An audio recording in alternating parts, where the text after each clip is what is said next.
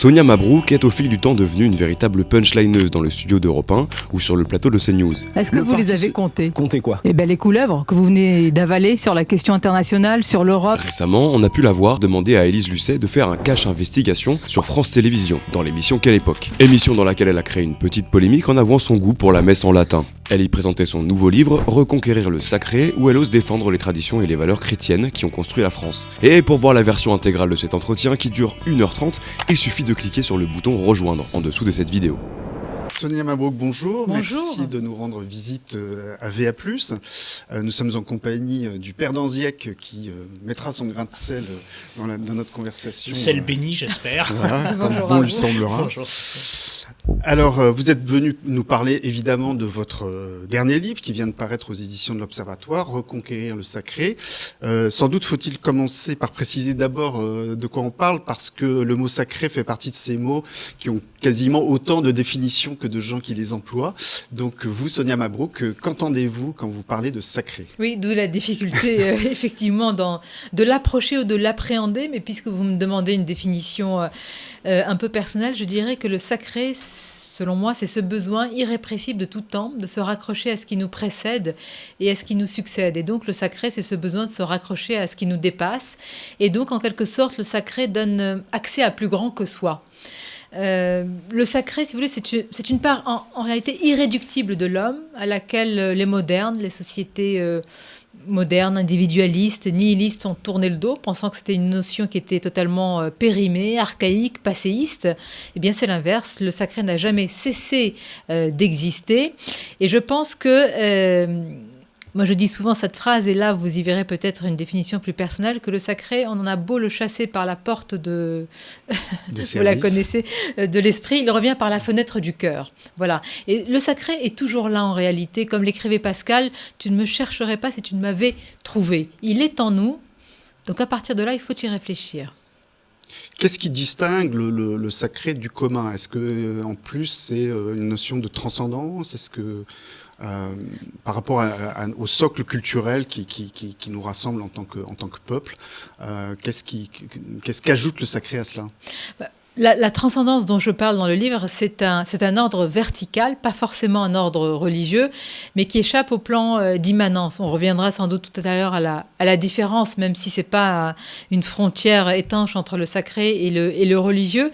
Mais ce qui sépare le sacré, d'ailleurs, le sacré, c'est une séparation. Il y a des barrières, il y a des limites. Dans l'espace-temps, il y a le sacré, il y a le profane. C'est-à-dire, quand vous allez entrer dans un lieu sacré, une église par exemple, il y a une séparation. Vous n'entrez pas de la même manière. Enfin, cet espace profane, cet espace sacré, vous n'alliez pas y entrer de la même manière. Et peut-être que vous n'êtes même pas le même, si vous voulez. Donc, il y a cette délimitation dans l'espace-temps qui me paraît très importante et qui marque déjà une rupture. Mmh. Il y a un paradoxe dans ce que vous dites, puisque vous nous dites qu'on a toujours besoin de sacré, en fait, qui nous est un peu consubstantiel, et en même temps, si vous nous dites qu'il faut reconquérir le sacré, c'est bien que nous l'avons un peu perdu de vue. Parmi les définitions possibles du sacré, vous citez celle de Régis Debray, qui dit le sacré pour lui, c'est tout ce qui légitime le sacrifice et interdit le sacrilège. Alors, est-ce que cette définition ne contient pas, en quelques mots, les deux raisons pour lesquelles le monde moderne rejette le sacré, les raisons pour lesquelles, selon votre belle formule, nous sommes amputés du sacré. Tout ce qui légitime le sacrifice, eh bien, ça contrevient à l'hédonisme fondamental de nos sociétés qui répugne par définition au sacrifice. Et tout ce qui interdit le sacrilège, eh bien, ça contrevient un peu à notre idolâtrie de la liberté contemporaine. Exactement. Simplement, le premier élément de votre question, votre argumentaire, vous dites c'est assez paradoxal. Alors moi, quand je veux dire reconquérir le sacré, c'est reconsidérer la notion de sacré. Oui, j'ai dit tout à l'heure pour définir le sacré qu'il est toujours là, mais le problème, c'est que, me semble-t-il, en tous les cas, dans nos sociétés occidentales, c'est devenu un impensé. Et pas seulement de la société occidentale, c'est un refoulé, un impensé de la raison occidentale, ce qui va quand même encore plus loin. Et il y a une nuance. Donc à partir de là, il faut le reconsidérer. Moi, j'estime que c'est la question stratégique, névralgique, qui n'a rien d'anachronique aujourd'hui. Parce que souvent, quand on parle du sacré, peut-être pas avec vous, mais j'observe qu'il y a un mouvement de recul. Ouais. Comme si la notion était devenue presque malséante, comme s'il y avait quelque chose d'obscur, une sorte de grand trou noir, de surnaturel, ce qui n'est pas le cas. Je ne dirais pas qu'il est tangible, mais puisqu'il est une part irréductible de l'homme, il est là. Maintenant, il faut penser, réfléchir à la question. On en parlera tout à l'heure, mais moi, je l'ai vu à l'aune aussi du rapport Occident-Orient. Pour en venir à la définition que vous donnez, que Régis Debray en donne, effectivement, interdire le sacrilège, d'abord, ça suppose donc qu'il y a des interdits. Alors, dans une société qui a baigné et qui a idolâtré, il est interdit d'interdire, c'est pas évident. Je dis souvent, et tous ceux qui ont écrit sur le sacré, d'ailleurs, évidemment, on peut remonter très loin, expliquent que le sacré, c'est pas un chemin de rose, c'est pas une chose facile. Donc, si vous voulez, ça ne vient pas naturellement. Hein. Tout ce qui vous impose des interdits, vous ne le souhaitez pas d'emblée. Et puis ensuite, il favorise, il légitime le sacrifice. Ça, c'est une véritable question. C'est la question qui me semble essentielle. C'est-à-dire pourquoi, encore aujourd'hui, pour quelles raisons on peut se sacrifier ? Pourquoi peut-on se sacrifier ? Si je peux me permettre, je crois que c'est la question fondamentale et qui a été posée quelque part par Saint-Exupéry dans sa très belle lettre au général X en juillet 43, me semble-t-il, qui a été écrite dans un pays que je connais bien, en Tunisie. Et quand il dit « Que faut-il dire aux hommes ?» C'est la question essentielle parce qu'il est dans sa chambre, il est avec deux aviateurs, ou en tout cas deux personnes qui sont dans le combat, qui sont engagées. Il les admire, hein, ses copains de chambre, il les regarde, ils sont en train de dormir, il les trouve merveilleux, courageux, mais il se dit, mais finalement, il a pitié d'eux. Il a pitié parce qu'il sait qu'ils vont vivre dans un monde qui est asséché et desséché spirituellement. Et il écrit cette phrase magnifique, je vais essayer de vous citer de mémoire, il dit redonner aux hommes des inquiétudes spirituelles. Exactement, redonner aux hommes voilà, la signification spirituelle des inquiétudes spirituelles et faire pleuvoir sur eux quelque chose qui ressemble au chant grégorien. C'est magnifique. Et je pense que tout est dit. Ouais.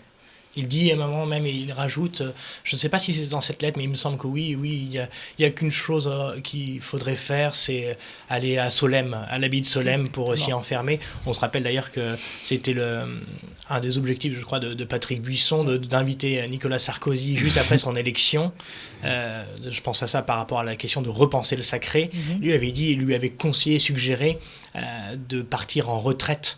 Évidemment, il y avait de la communication derrière, c'est pas je vais la prendre en matière politique, mais derrière, il y a peut-être aussi un message, évidemment, qui veut être adressé, c'est que la réflexion, le silence, mais je pense que Laurent y reviendra, évidemment, qui doit interroger nos contemporains. Sur la question de l'impensé du sacré, il me semble aussi qu'il y a un aspect dans la société postmoderne, spécialement après la Seconde Guerre mondiale, c'est que peut-être certains, y compris dans l'Église, mais dans la société civile, ont pensé peut-être aider les gens à redécouvrir le sacré, finalement en le profanant au sens concret du terme. Non pas que je fasse des jugements de valeur sur mes confrères qui ne porteraient pas la soutane, par exemple, mais on a supprimé les estrades pour les professeurs. On a pensé que l'autorité serait plus acceptée si les choses étaient horizontalisées, si on rentrait dans le sacré de plein pied. Or, en fait, je pense que c'est pas possible. Et votre livre le l'a suggéré. On a besoin, pour s'élever, de cette part de mystère, on a besoin d'une part d'incompréhension. Et ce que Gustave Thibon, de mémoire, dit sur le sacré, il dit c'est ce qu'on ose toucher et qui pourtant nous embrasse tout entier. Voilà, c'est exactement ça, et c'est ce que vous dites, c'est de dire que ça rejoint les écrits de Saint-Exupéry, c'est de dire qu'il cherche, et on cherche tous, me semble-t-il, ce qui nous caresse encore le cœur.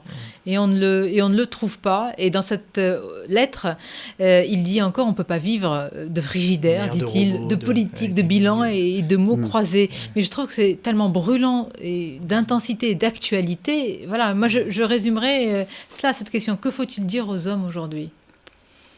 Et qui peut encore dire quelque chose qui a du sens ? C'est ça, le Saint-Exupéry, c'est ça, me semble-t-il, c'est le sens des choses. Et c'est le nœud, dit-il, qui noue toute chose. Il faut aller jusqu'au nœud qui noue toute chose. Pour lui, c'est pas forcément une vérité qui est absolue et immuable, mais c'est une sorte de conscience supérieure, finalement, des objectifs de la vie. Et sur la question du sacrifice, c'est Saint-Exupéry dit justement, ce pourquoi tu es capable de mourir, c'est cela seul dont tu peux vivre. C'est magnifique. Et il savait de quoi il parlait sur ce sujet-là. Oui, tout à fait.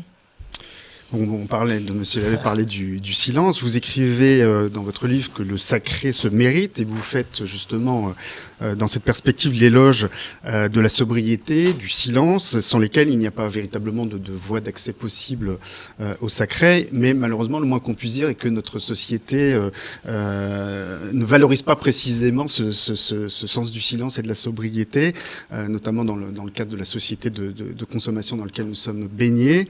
Est-ce que vous seriez d'accord avec Georges Bernanos lorsqu'il écrivait en 1946 dans La France contre les robots cette fameuse phrase « On ne comprend absolument rien à la civilisation moderne si l'on n'admet pas d'abord qu'elle est une conspiration universelle contre toute espèce de vie intérieure et donc contre le sacré ». Mais c'est... Sonia est évidemment pas du tout d'accord avec Bernanos, c'est évident. Mais écoutez, je pense qu'il faudrait qu'on se mette d'accord sur ce que c'est la modernité. Parce que parfois, on croit que j'ai fait un pamphlet contre la modernité, ce qui n'est absolument pas le cas. Et au contraire, c'est pour ça que je vous disais, c'est une question qui n'a rien d'anachronique, c'est que le sacré peut être tout à fait moderne. Mais alors moi, ce que j'essaye de pointer comme là, véritablement des dérives, il y a 2 dérives, me semble-t-il, dans notre société. Bon, une qui s'appelle l'économisme, c'est le chiffre par le chiffre pour le chiffre, ça c'est une chose, mais surtout l'hygiénisme, et ça va rejoindre ce dont vous parlez, cette magnifique citation de Bernanos, c'est-à-dire que il ne faut pas qu'il y ait de risque. C'est le zéro risque qu'on recherche. Et moi, ça m'interpelle énormément. Pourquoi ? Parce que le zéro risque, pardonnez-moi, là, je vais un peu vite dans le raisonnement pour pas que ce soit trop long, c'est finalement écarter la mort. C'est de dire à mort la mort. C'est de pousser la mort en dehors de nos vies et en dehors de notre vue. Il y a un épisode qui m'a particulièrement frappé, c'est ce que nous avons vécu pendant la crise Covid. Beaucoup ont constaté et ont appréhendé cela comme une véritable rupture anthropologique, c'est-à-dire le fait de ne pas pouvoir accompagner les personnes aimées jusqu'à leur dernière demeure. Moi, j'ai trouvé ça, c'est même pas une brutalité, c'est une inhumanité. C'est une forme, cette décision qui a été prise au nom de certaines mesures à ce moment-là, je ne parle même pas des mesures, mais comment on a pu à un moment l'accepter. Alors je sais bien que pour surtout ceux qui l'ont subi dans leur chair, c'était terrible, mais je ne comprends pas comment on n'a pas pu s'élever, il ne s'agit pas de sortir dans la rue de faire grève, mais de dire non, ça non.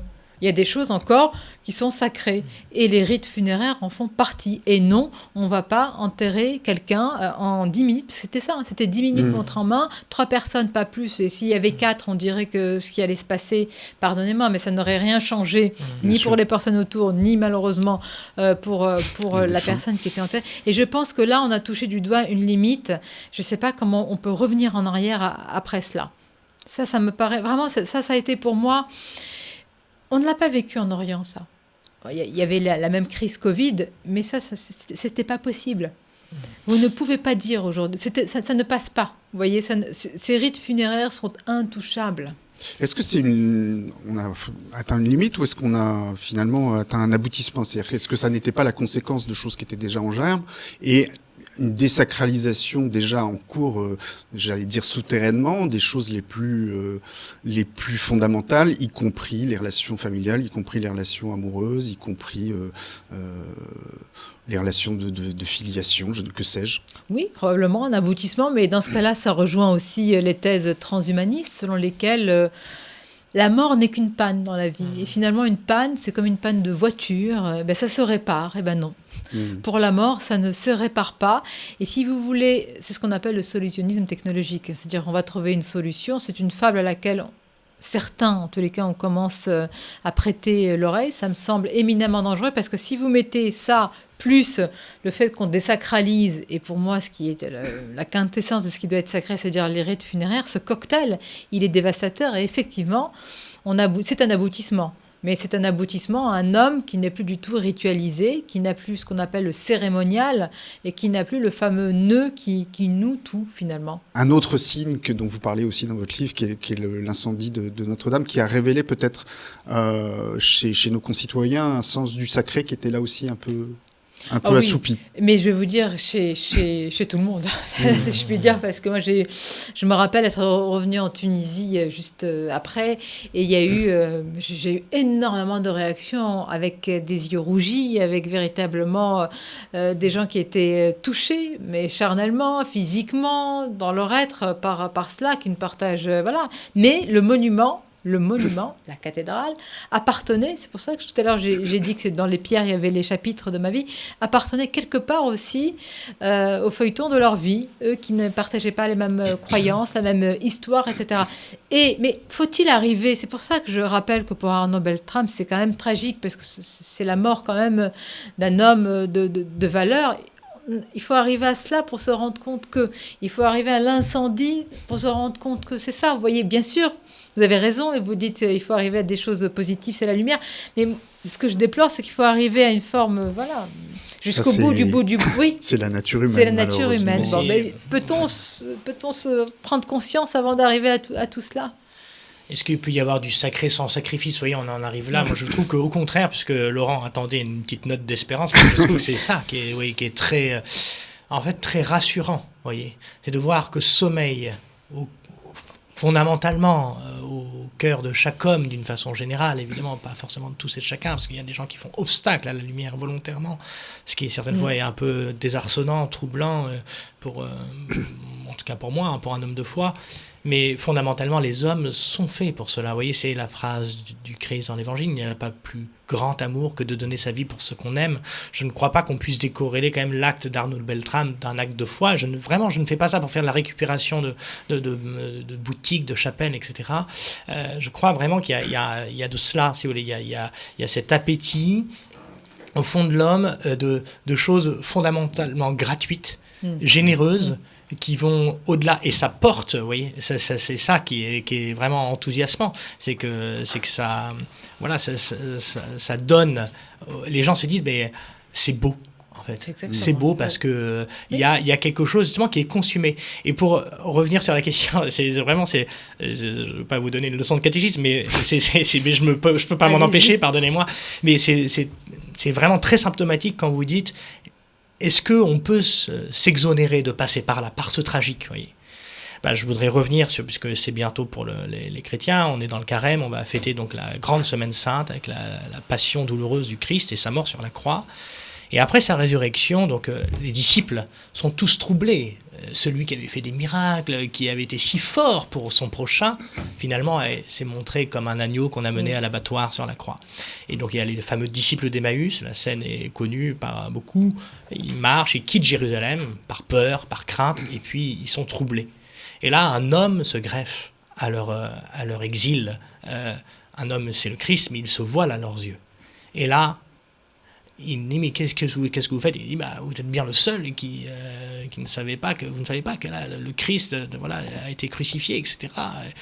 Et là, repassant les Écritures, il leur dit, ne fallait-il pas que le Christ entrât dans sa passion pour entrer dans sa gloire ? Je ne sais pas si vous connaissez la phrase, mais c'est ça. Si il y a un sens. Si le grain ne meurt. Oui, on passe toujours par ça. C'est une phrase d'Élie de Saint-Marc, si rien n'est sacrifié, rien n'est obtenu. Voilà. Je crois que c'est ça. Vous voyez, c'est ça. Raison. Et finalement, on a peut-être oublié cela. Mais on l'a oublié, on l'a sorti de notre logiciel, de notre vue, etc. Et cette notion de sacrifice, vous voyez, elle parle. Moi, je peux témoigner, vous voyez, dans le contexte quand même peu avantageux. J'ai pas l'impression de devenir prêtre dans une start-up nation, si vous voulez, voilà, c'est sûr. Et à l'occasion de tous les scandales que l'Église a essuyés, dont les hommes d'Église ont pu se montrer coupables, évidemment, moi, sortir en soutane dans la rue était certaines fois quelque chose qui pouvait m'apparaître redoutable. Je suis un pauvre pécheur, mais je pense pas être coupable de choses comme ça. Donc, et j'étais vraiment très touché, très impressionné de voir que malgré, vous voyez, ces flots d'immondices qui ont couru dans les médias et certaines fois objectivement extrapolés avec une volonté idéologique, mais qu'importe, il y a quand même d'abord des gens qui me disaient bravo d'être prêtre, voyez. Et ça, c'est un vrai témoignage, voyez. Et pas du tout des gens dont on aurait pu supposer que c'était des piliers de sacristie ou des grenouilles de divinité, pas du tout. Des gens qui vous disent, c'est beau, voyez, nous, vraiment, on a du respect pour vous parce que vous donnez votre vie, voyez. il y a une sorte de fascination. Exactement, oui. Et pour le c'est- sacrifice au sens Alors on est bien peu de choses, mais j'avoue que ça donne certaines fois un peu du Mais baume vous au avez bien cœur et raison. ça permet d'avancer parce Oui, que oui, oui. on pourrait se sentir seul.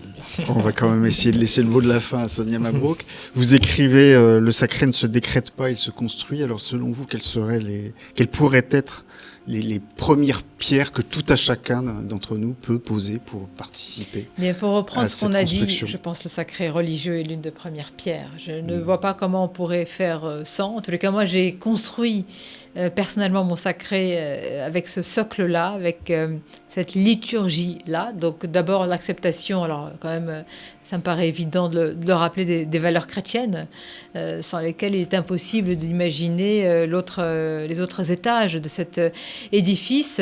Ensuite, je ne fais pas de hiérarchie, mais il y a un sacré quand même qui peut se construire dans le pays dans lequel on est, avec l'histoire qui est la nôtre. Un sacré, alors je l'appelle républicain, mais enfin c'est aussi... Mémoriel. Oui, mémoriel, exactement. C'est exactement ça, mémoriel, je vous remercie. Et puis, le sacré qu'on trouve dans la nature, alors ça, il suffit de lire par exemple certains livres comme ceux de Sylvain Tesson, et vous voyez les flamèches là, de sacré en sortir. Et puis le sacré personnel, j'y tiens, même si c'est pas, je fais attention à cette notion, mais moi, elle m'est chère, et le dernier chapitre est intitulé comment le sacré m'a sauvé. Donc voilà, ça peut être aussi, je veux dire, une planche de salut. Et ça a été le cas. Et donc, quand vous arrivez à construire cet édifice, c'est un peu comme une église qui sort de terre et une cathédrale qui rejoint le ciel. Je pense que vous répondez à la question que faut-il dire aux hommes. Et déjà, vous avez une réponse pour vous-même. Je veux dire, que faut-il vous dire? Et moi, j'ai déjà des premières réponses. Je n'ai pas les réponses à tout, mais elles permettent, j'allais dire, de survivre et de vivre un peu moins douloureusement quand même des épisodes tragiquement universels qu'on connaît tous dans nos vies, et aussi des moments plus difficiles qu'on connaît dans la nation, comme ceux dont vous avez parlé. Donc il y a toujours quand même cette lueur d'espoir, parce que les plus beaux des tableaux, même les plus noirs, ils ont cette brillance. Merci Sonia Mabrouk. Merci à vous, c'était un plaisir. Merci Sonia.